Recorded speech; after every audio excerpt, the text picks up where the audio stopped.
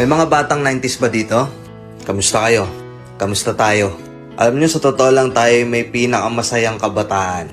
Tayo yung mga kabataan noon na napakababaw ng kaligayahan. Tayo yung mga batang batak sa arawan kahit napagalitan ng magulang, okay lang basta makipaglaro sa mga kaibigan. Di natin alam kung ano yung teknolohiya.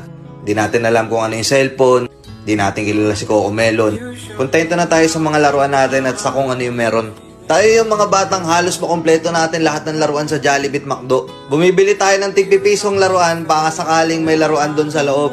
Naalala nyo? Noong mga panahon, naghahanap pa tayo ng gagamba kung saan-saan.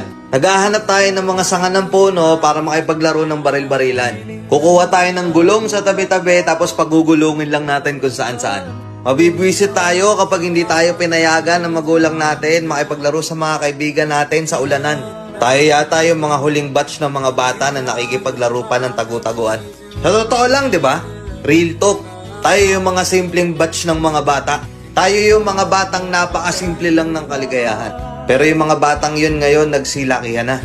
Nandito na tayo sa tunay na hamon ng buhay. Yung struggle natin, ibang-iba. Pero magtataka ka, yung mga bata ngayon, iba na rin sila. Yung mga bata ngayon, feeling nila mas magaling pa sila sa magulang nila.